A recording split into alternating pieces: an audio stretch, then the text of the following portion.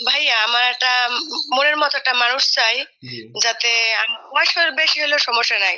যদি আমার মনের মতো হয়, এটা নিয়ে আমি যদি সংসার করে সুখী হতে পারি, এটাই আমার অনেক চাওয়া পাওয়া। এর চেয়ে আর কোনো চাওয়া পাওয়া নাই। ভাইয়া মনে করেন আমার ঢাকায় বাড়ি আছে, জি। কিন্তু ১,০০,০০০ টাকার বেশি উপরে টাকা পাই কয় টাকা বেশি পান? ভাড়া। কত টাকা ভাড়া এক পান? লক্ষ ১,০০,০০০ টাকার বেশি ভাড়া পাই। ও আচ্ছা, আচ্ছা। কিন্তু আমি চাই আমার পাশে দাঁড়ানোর জন্য, যে আমার পাশে দাঁড়াতে পারে। বয়স বেশি হলেও সমস্যা নাই। বন্ধুরা, এই সুন্দরী আফুর টাকা পয়সা, অর্থ সম্পদ, বাড়ি গাড়ি কোনো কিছুর অভাব নেই। এই আফুর নিজের মুখের কথা। চলুন আপুর সাথে আমার কি কথা হয়েছে সেটা আপনাদেরকে সরাসরি শোনাই।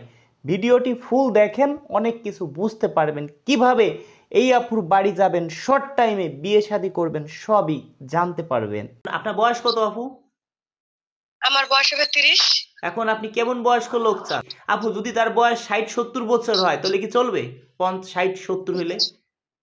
না, না, ৪০-৪৫ এরকম হলেও চলবে। অত ৪০, বয়স বেশি না। ৪৫। ধরেন যদি ৫০ বছর হয়, দেখতে শুনতে হ্যান্ডসাম, দেখলে মনে হয় যে বয়স ৩০-৩৫ বছর। এরকম হলে কি চলবে? উম তাও মনে করেন যদি নিয়ে সাথে চলা যায়, মানে বয়স্ক বোঝা যায় না। এটা আমার সাথে সামাজিকভাবে খাটাইবে, তাইলে হবে, চলবে। ও আচ্ছা, ঠিক আছে। এখন আপনারা থাকেন কোথায়? আপনি কি ঢাকায় থাকেন না আপনার গ্রামের বাড়িতে থাকেন? এখন বর্তমানে আমি ঢাকায় আছি। গ্রামে যাব কিছুদিন পরে, আমি বেড়াতে যাব এই। আচ্ছা, আচ্ছা। আচ্ছা, আপনার তাহলে মানে আপনার কয় ছেলে মেয়ে আপু? এখন ছেলে-মেয়ে ৩ জন। আচ্ছা, ৩ জন। এখন আপনার এই ৩ টে ছেলেমেয়ের দায়িত্ব তার নিতে হবে। দায়িত্ব মানে আপনার তথ্য সম্পদ আছে যেহেতু, হয়তো মানে তারা আরকি বাবার ভালোবাসাটা আরকি পাইতে চায় এই আপনার বাচ্চা-কাচ্চা, এই তো? হ্যাঁ, হ্যাঁ। হ্যাঁ, বুঝতে পারছি। দেখি শুনেন, হইছে কি, আমি যদি আপনাকে ধরেন, আমি ১০ জনকে বিয়ে-শাদী দেই। ১০ জনের মধ্যে ধরেন ৮ জন ভালো জায়গা হইলো, ২ জন খারাপ জায়গা পড়লো। ওই ২ জনের মধ্যে আপনিও একজন হইলেন। ভালো করছে কি আল্লাহ, খারাপ করছে কি রাজু খান। আপনি আমার সারা জীবন অভিশাপ দিবেন না? না ভাই, এটা করার কিছু নাই। কারণ ভালো করলে আল্লাহ করছে, খারাপ করছে সেটা কপালে যা আছে তাই হবে। কপালের উপরে তার কিছু হবে না। ভাগ্যের লিখন যা আছে তাই হবে। ঠিক আছে, আপনার জন্য দেখবো। আমরা তো কোনো পাত্রীদের কাছে টাকা পয়সা নেই না, বুঝছেন? ফ্রিতে কাজ করে দিয়ে থাকি। আপনি আমার বোন, আপনার জন্য সর্বোচ্চ আমি চেষ্টা করব আপনার জন্য কি করতে পারি। আপনি শুধু নামাজ কালাম পড়ে আমার জন্য দোয়া করবেন, এটাই আপনার কাছে চাই। এর থেকে বেশি কিছু চাওয়া নেই আমাদের। আচ্ছা ঠিক আছে ভাইয়া, দেখবেন ভালো একটা মনের মানুষ পাওয়ার মতো, আমার পাশে দাঁড়ানোর মতো যোগ্য, এটা এটা চেষ্টা করবেন। এটাই আশা করি। এটা তো আমি কখনো চাবো না। তারপরে আমার একটা বোনকে আমি, হ্যাঁ, ভাগ্যের উপরে নির্ভর। হ্যাঁ, খারাপ একটা বর তো আমি চাবো না। আমার একটা বোনকে যে আমি একটা খারাপ একটা দুলাভাই এনে দিব, এটা কখনো চাবো না। আচ্ছা, একটা ভাই অনেক স্বপ্ন নিয়ে আসে যে ভাই রাজু ভাইয়ের কাছে গেলে সুন্দর একটা বউ পাবো। একটা আপু অনেক স্বপ্ন নিয়ে আসে রাজু ভাইয়ের কাছে যাব, সুন্দর একটা বর পাবো। এই দেখেন, আপনি এখন বাসা ভাড়া উঠেন, আপনার মাঠেও টুকটাক অর্থ সম্পদ যেহেতু আছে, এখন এইগুলো দেখাশোনার জন্য যদি যদি একজন ম্যানেজার রাখেন, ১৫-২০ হাজার টাকা মাসে বেতন দিতে হবে, ঠিক না?